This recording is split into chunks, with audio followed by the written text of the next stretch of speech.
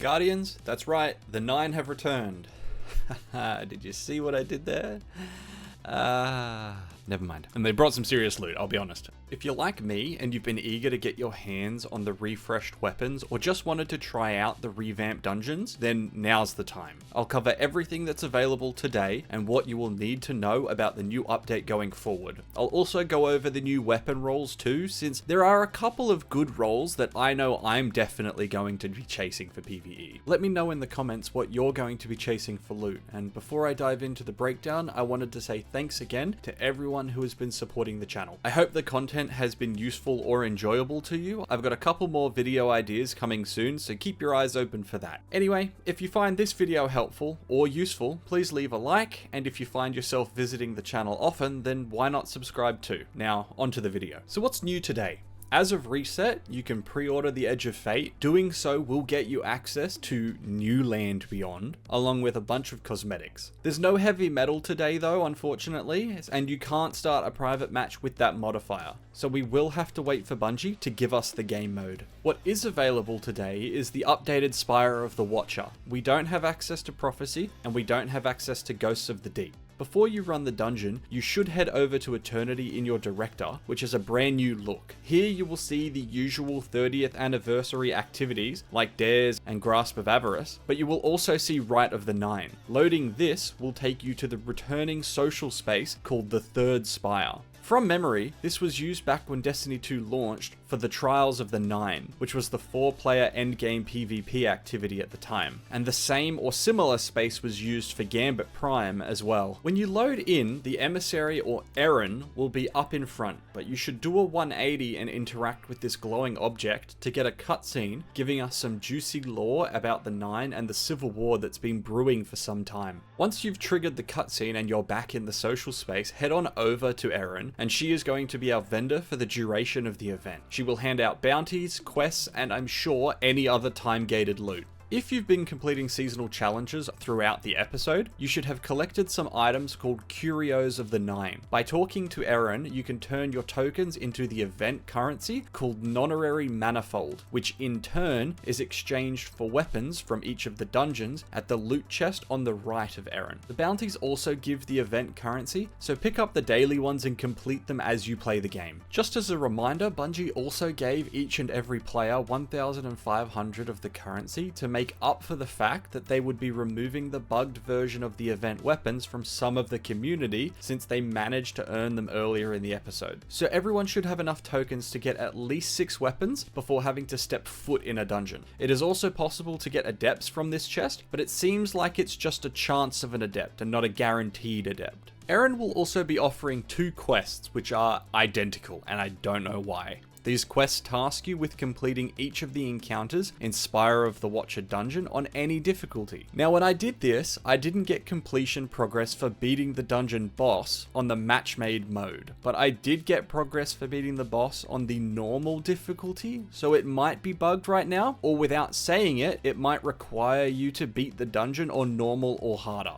The final step on the quest is to go and open the chest in Eternity. This confused me for a little bit, but all you have to do is walk over to this glowing platform and it will transport you up onto another floating platform that has a chest for you to open. Behind Erin are all of the weapons that you can get during Rite of the 9, and just like Into the Light, you can attune to a specific weapon by walking up to it and interacting. This is supposed to give you an increased drop chance at receiving that weapon, but when I attuned to Wilder Flight, it felt like a 99% chance to get the weapon I was focused for. Out of my entire dungeon run and the chest, I only got 1 weapon I wasn't attuned for, which is awesome. This will make chasing the weapon you want so much easier. However, because Spire of the Watcher is actually the featured dungeon for the week and the other 2 aren't available, you can't get any weapons from either of the 2 dungeons, even if you attune. It seems attuning to a weapon you can't obtain is like not being attuned at all, and you will just get a random random weapon from Spire of the Watcher instead. On the left of Erin is a loot chest similar to what we've seen in seasons before in Into the Light and Season of the Plunder, where Bungie is just giving out some free pinnacle loot to all players and giving them access to some exotics that they may not have. Interact with the chest on the left that says accept a gift from the Nine. Here, at no cost to you, you can pick up Izanagi's Burden, which is an amazing special sniper which now might have some competition with No Land Beyond returning, and a pair of Aeon Gauntlets, as well as some choice weapons and armor from the original Prophecy dungeon.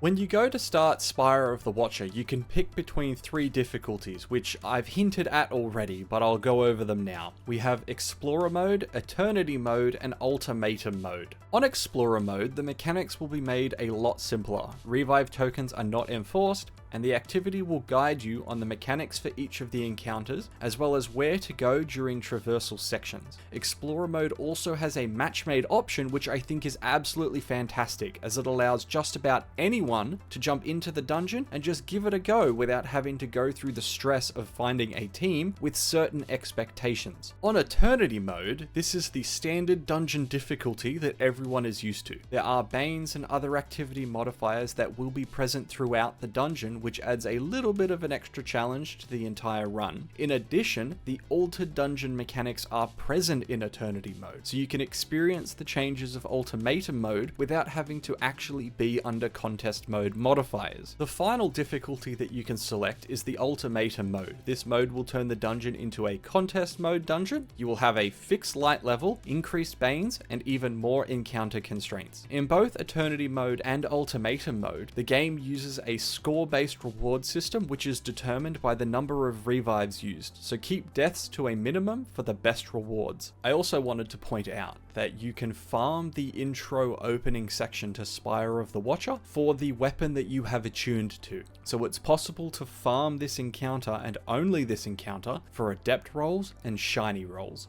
So you could run the opening on Ultimatum Mode and just constantly reset until you get the roll that you want. Now, if you pick one of the harder difficulties, the dungeon mechanics will change slightly. If you're not familiar with the original mechanics, I will link my dungeon guide in the description, as for this video, I'll only explain what's changed from the original. The dungeon is tweaked from the very beginning in the opening encounter. When you connect all 4 cables, instead of the encounter just completing, a large Hydra will appear. Eliminate this to move on. In addition, all of the adds and cyclops will just spawn at the very beginning instead of when you complete one of the cables, so you don't have to worry about doing all 4 at the same time at the end. I expected there to be some changes in the traversal area between the opening encounter and the first encounter, but nothing is new. You can still fly across the gap and skip everything. I will just mention as a side note, even in the match-made Explorer mode, you can pick up the secret chest in this area and get a dungeon weapon with Gravity Well, so it's very easy to get loot with this event. Moving on, the first dungeon encounter plays exactly the same. The nodes are in the same location and you can shoot them in the same order, except when you go to the lift to the next floor, you will need to defeat either a handful of mini-bosses or one large boss to complete each floor. This holds true for the 3rd floor as well, as it spawns a giant minotaur which must be defeated to complete the encounter. In Ultimatum mode, you will have an encounter timer, so move quickly. The second encounter changes dramatically. In the center, you will see a pillar of symbols, either triangle, diamond, or square, in any order and any combination. From top to bottom, you must complete the cables that match these shapes. If you look at the starting nodes for each of the cables, there will be a shape hovering above it. Pick a cable that matches the shape that you need on the pillar and complete it. If you have more than one cable with the same shape, then you can pick any of them to complete, so long as you pick the shape that you need. If you complete a cable with the incorrect shape, a wipe mechanic will trigger, and you need to complete all of the cables before the timer runs out. If you don't, you will wipe.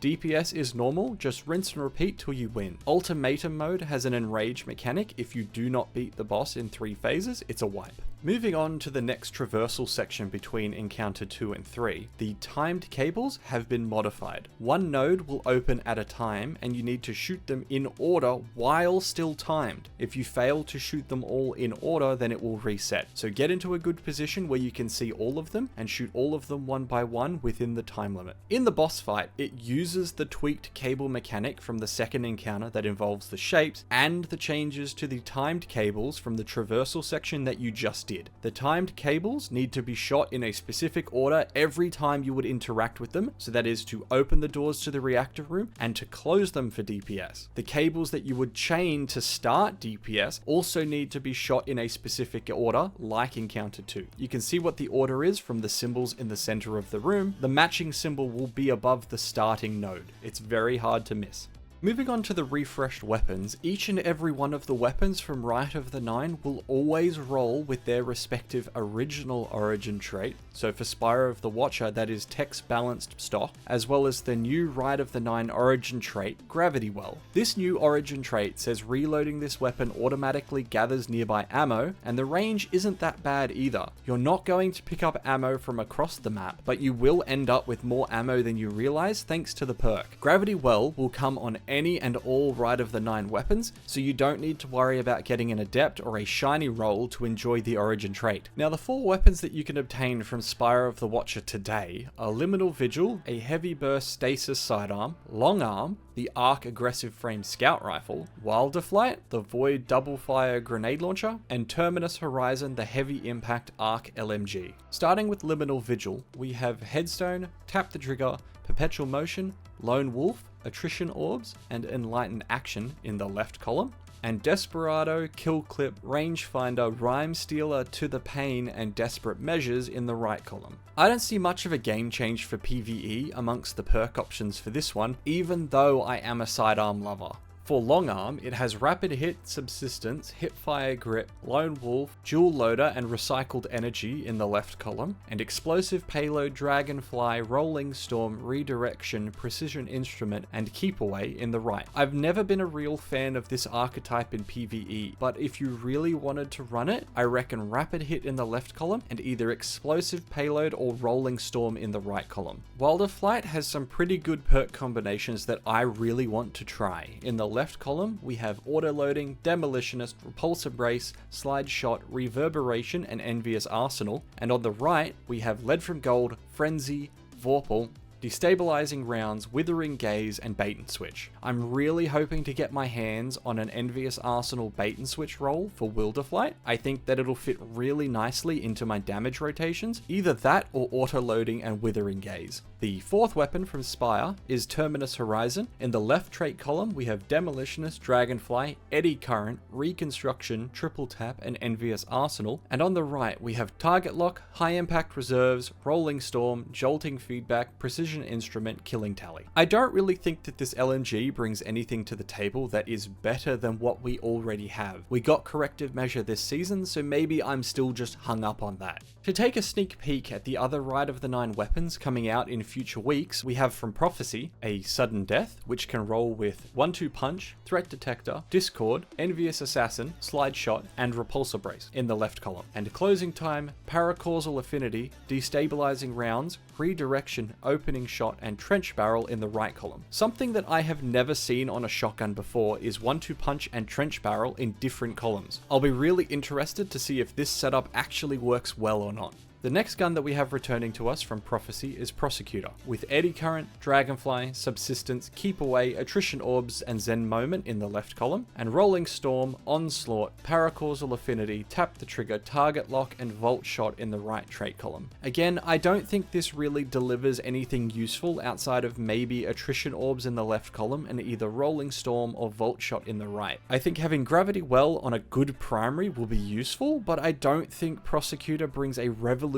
perk combo to the table that another weapon doesn't already. Moving on, we have Relentless with Keep Away, Tear, Rapid Hit, Slice, Lone Wolf, and Firefly in the left column, and Desperado, Elemental Honing, Hatchling, Headseeker, Closing Time, and Paracausal Affinity in the right. I think this pulse is more catered to PvP, so I won't weigh in on the rolls for that. The last weapon from Prophecy is Judgment, which is another PvP focused weapon in my opinion, with Demolitionist, Keep Away, Lone Wolf, Headstone, Rapid Hit, and Slide Shot in the left trait column, and Adrenaline Junkie, Paracausal Affinity, Rhyme Stealer, Opening Shot, Timed Payload, and Precision Instrument in the right trait column. There are some okay roles for PvE, but I don't really think that this archetype is very good for PvE content. For the Ghosts of the Deep refreshed weapons, we have New Pacific Epitaph with some nice options on paper. In the left, we have Envious Arsenal, Unrelenting, Rhyme Stealer, Lead from Gold, Demolitionist, and Recycled Energy. And on the right, we have Chain Reaction, Kill Clip, Elemental Honing, Sword Logic, Redirection, and Adrenaline Junkie. Wave frames have historically been good for ad clear, and you typically use it and it alone to do the ad clear. So Envious Arsenal is kind of a whatever to me. I want to try Recycled Energy and Chain Reaction just to see how it feels, but that being said, we haven't been in a wave frame meta for a while. Greasy Luck is the Solar Glaive with Replenishing Aegis, Lead from Gold, Melee Momentum, Beacon Rounds, Reconstruction, and Heal Clip in the left, and on the right it has Redirection, Close to Melee, Incandescent, Unstoppable Force, Chain Reaction, and Sword Logic.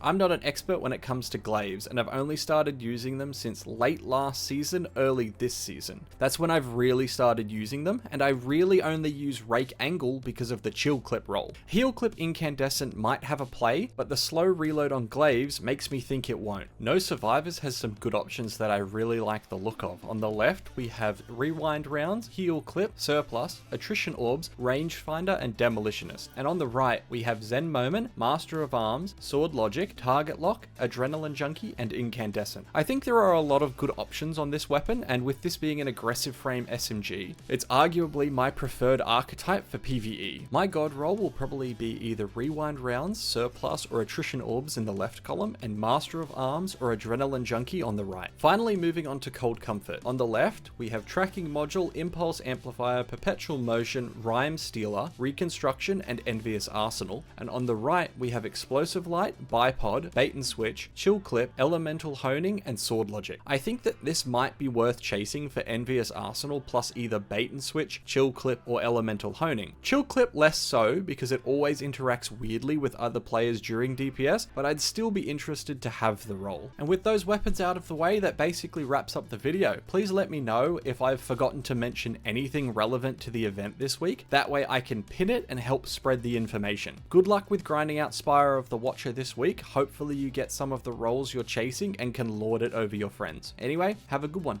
Peace.